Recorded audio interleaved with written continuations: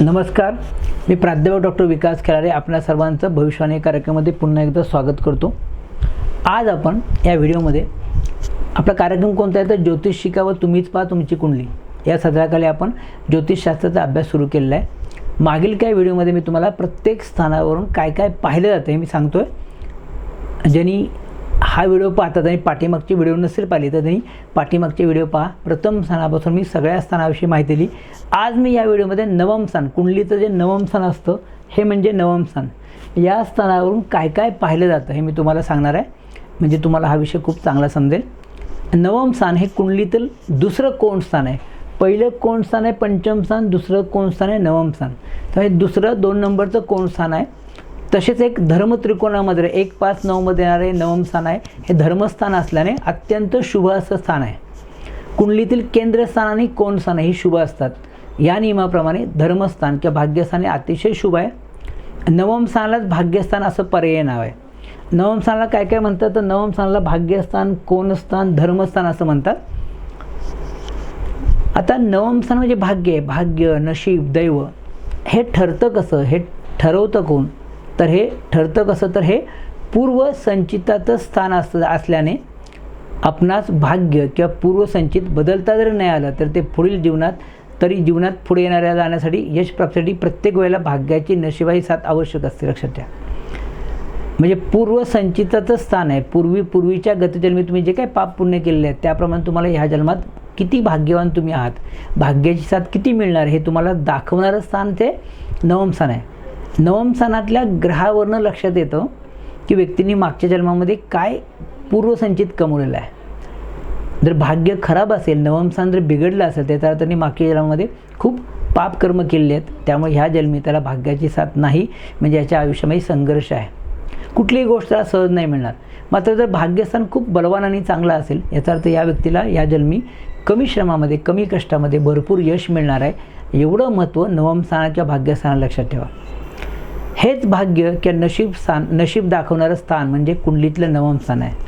नवम स्थान हे धर्म त्रिकोणातील तिसरं स्थान असल्याने देवधर्म व आध्यात्मिक गोष्टीच्या दृष्टीने अतिशय महत्त्वाचं स्थान मानलं जातं। आता या स्थानावरून काय बोललं जातं तर या स्थानावरून व्यक्तीकडून केलं जाणारं दान धर्म, पुण्यकर्म, तसेच त्याची देवधर्माची आवड, धार्मिक ग्रंथाची वाचनाची आवड, पवित्र स्थळं, देव, पूजास्थानं याबद्दलची आवड, प्रेम, ईश्वरावरील गुरुजनांवरील श्रद्धा, वृद्ध लोक, वडील, ज्ञानी माणसांबद्दल असणारा आदर, त्यानंतर गुरुभक्ती या सगळ्या शुभ आणि चांगल्या गोष्टीचा विचार व्यक्तीमधल्या नवम स्थानावर केला जातो।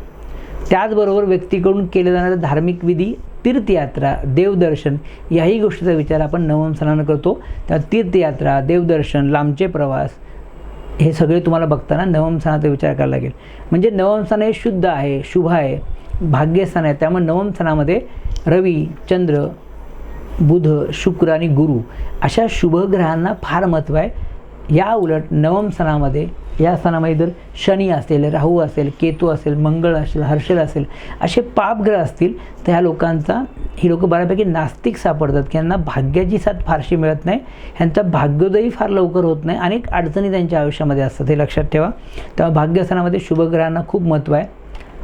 त्यानंतर नवम स्थान हे शुद्ध आणि शुभ स्थान असल्यामुळे व्यक्तीमधले सर्वोत्तम सद्गुण कुठून बघायचे असतील तर त्याच्या लग्नस्थानावरून, लग्नस्थानातून त्याचा पिंड कळतो, व्यक्तिमत्व कळतं, पण त्या व्यक्तीमध्ये असणारे सद्गुण, सदाचार हे कुठून बघायचं तर त्या कुंडलीतल्या नवम स्थानावरून पाहायचं। त्यामुळे व्यक्तीची लीनता, शालीनता, चित्ताची शुद्धता, त्याच्याकडनं होणारे सत्कर्म, सत्प्रवृत्ती, मनाचा मोठेपणा, दया, शांती, क्षमा, परोपकार या सगळ्या गोष्टीचा विचार व्यक्तीचा कुठल्या कोण करायचं तर नवम स्थानावरनं कळतं की या व्यक्तीचं ह्या बाबतीत काय मत असेल। थोरा मोठ्यांबद्दलचा आदर किंवा गुरुभक्ती, गुरुबद्दल असणारं प्रेम, श्रद्धा हे आपल्याला नवम स्थानावरनं कळतं। त्याचबरोबर नवम स्थानावरून अजून काय कळतं तर नवम स्थानावरनं व्यक्तीला होणारं आत्मज्ञान, आत्मसाक्षात्कार, त्याचं दैविक सामर्थ्य, आध्यात्मिक बळ या सगळ्या गोष्टीचा विचार नवम स्थानावर करतात। काही लोक म्हणतात की मला आत्मसाक्षात्कार झाला आहे, मला दृष्टांत झाला आहे, मला आत्मज्ञानी आहे, माझ्याकडे दैवी सामर्थ्य आहे, ही बरोबर आहे.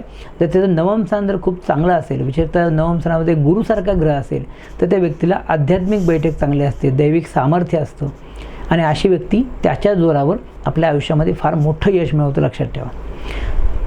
नवम स्थानाला भाग्यस्थान म्हणतात. तेव्हा भाग्याचा विचार केला असता व्यक्तीच्या भाग्याच्या दृष्टीने, दैवाच्या दृष्टीने अतिशय महत्त्वाचं स्थान आहे. सर्व प्रकारचे व्यक्तीचे भाग्य, त्याचा लौकिक प्रभुत्व, उच्च प्रकारचं सुख, आशावादी दृष्टिकोन, या सगळ्याचा विचार तुम्हाला नवम स्थानावरून करायचा आहे. नवम स्थान हे पंचमाचं पंचम स्थान असल्यामुळे या स्थानावरनं उच्च शिक्षणाचा विचार करावा. आता लक्षात ठेवा, पंचम चतुर्थान हे प्राथमिक शिक्षण, 10वी 12वीपर्यंत शिक्षण बघायचं. डिग्रीचं शिक्षण हे पंचम स्थानानं बघा. पंचमाचं पंचम आहे, 1 2 3 4 5 भावात भाव ह्या नियमाप्रमाणे पंचमाचं पंचम स्थान असल्यामुळे ह्याच्यावरून आपल्याला डिग्रीच्या पुढचं शिक्षण म्हणजे उच्च शिक्षण, ज्याला पोस्ट ग्रॅज्युएशन म्हणतो, हे उच्च शिक्षण तुम्हाला नवम स्थानानं पाहायचं आहे. आणि त्याच्या पुढचंही संशोधन असेल, PhD असेल, ती आपण संशोधन सगळं अष्टम स्थानानं पाहतो. अष्टम स्थानावरनं तुम्ही त्याचा विचार करा. परंतु उच्च शिक्षण हे नवम स्थान, ज्यांचं नवम स्थान खूप चांगलं आहे, नवमेश किंवा भाग्येश कुंडलीमध्ये चांगला असेल, अशा लोकांचं उच्च शिक्षण चांगलं होतं. त्यानंतर तृतीय स्थान हे लहान प्रवासाचं आहे, त्याच्या समोरचं स्थान हे लांबचं प्रवास दाखवतं.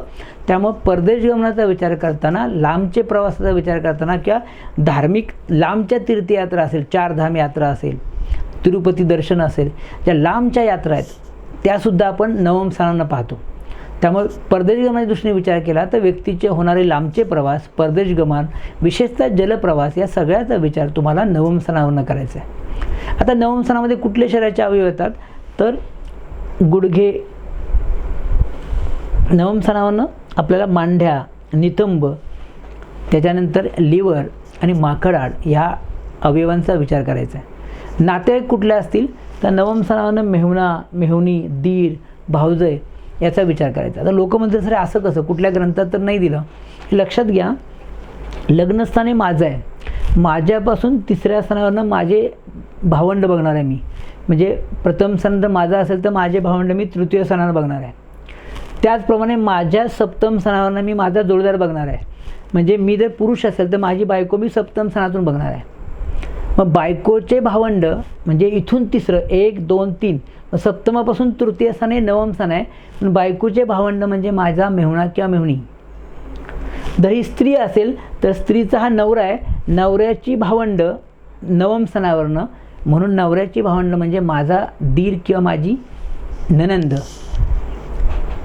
याचा विचार तुम्हाला कुठनं करायचा आहे तर नवम स्थानानं करायचा. म्हणजे थोडक्यात मेहुणा, मेहुणी, दीर आणि ननंद या 4 नातेवाईकांचा विचार तुम्हाला नवम स्थानावरनं करायचं हे लक्षात घ्या. अशा प्रकारे जर पत्रिका फिरवली तुम्हाला सर्वच्या सर्व नातेवाईक एकाच पत्रिकेतून पाहता येतात. आता लोक म्हणतील नातेवाईकांचं स्थान देण्याचं कारण काय.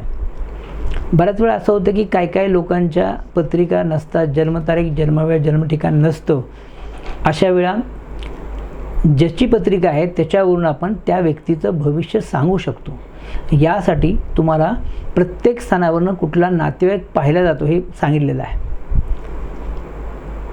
म्हणजे तुम्ही तुमच्या पत्रिकेतून तुमच्या आईच्या प्रश्नाचं उत्तर देऊ शकता, वडिलांच्या प्रश्नात देऊ शकता, लहान भावाचे देऊ शकता, मुलांच्या प्रश्नाचं उत्तर देऊ शकता. तुम्ही कुठल्याही नातेवाईक तुम्हाला कसा मिळेल, तो कसा असेल, त्याचं भविष्य काय असेल हे तुम्हाला एकाच पत्रिकेवरून सांगता येतं. यासाठी नातेवाईक तुम्ही प्रत्येक स्थानाचे पाठ करा, लक्षात ठेवा, म्हणजे तुम्हाला खूप चांगल्या प्रकारे समजेल. मला वाटतं नवम स्थानावरनं, नवम स्थान हे शुद्ध आहे, शुभ आहे. त्या नवम स्थानावरनं व्यक्तीमधले सर्वोत्तम सद्गुण, त्याचे आचार विचार, त्याचं वागणं, त्याची शालीनता, त्याची विनम्रता, दयाळूपणा, क्षमाशीलता, ह्या सगळ्या गोष्टी, चांगल्या गोष्टी आपण कुठून बघतो नवम स्थानावरनं. समाज म्हणतो की ही व्यक्ती खूप छान आहे, हा मुलगा खूप छान आहे. समाजाच्या दृष्टीने विचार केला तर जी माणसं सदाचारी, सत्कर्मी, सद्वृत्तीचे असतात तीच माणसं समाजाला प्रिय असतात. म्हणजे ज्यांच्या पत्रिकेत नवम स्थानामध्ये शुभग्रह असतील, नवम स्थान खूप बलवान असेल, अशीच माणसं समाजामध्ये एक आदर्श व्यक्तिमत्व म्हणून नावाला येतात. अशीच मुलं समाजाला आवडतात, हे लक्षात घ्या. या उलट तर तुमच्या पत्रिकेत 6, 8, 12 अशा अशुभ स्थानामध्ये जर ग्रहांची बैठक असेल तर हे ग्रह तुम्हाला दुर्गुण देतात. म्हणजे ही व्यक्ती समाजदृष्टीने दुर्गुणी असते, हे लक्षात घ्या. नवम स्थान तुम्हाला समजलं असेल, नवम स्थान काय काय पाहिलं जातं की निवेदन करतो. ज्या लोकांनी अजूनही आपला चॅनल सबस्क्राईब केलं नसेल त्यांनी चॅनल सबस्क्राईब करा, लाईक करा. आणि सगळ्यात मुख्य म्हणजे हा व्हिडिओ आपले मित्र, नातेवाईक, आप्तेष्ट, ज्योतिषप्रेमींना हा व्हिडिओ शेअर करा विसरू नका. ज्या लोकांना माझ्याकडून ऑनलाईन मार्गदर्शन कन्सल्टिंग हवे असेल, मी डिस्क्रिप्शनमध्ये व्हॉट्सअप नंबर दिलेला आहे, तुम्हाला व्हॉट्सअप करा. मी नक्कीच तुम्हाला ऑनलाईन मार्गदर्शन करण्याचा प्रयत्न करेन. यानंतर आपण कुंडलीतील 10व्या स्थानावरून काय काय बघायचं, दशम स्थानावरून काय काय गोष्टी पाहिल्या जातात, त्याची पर्याय नावं काय, हे सगळ्या गोष्टी मी तुम्हाला सांगणार आहे. तोही व्हिडिओ तुम्ही अवश्य पहा. तोपर्यंत श्री स्वामी समर्थ.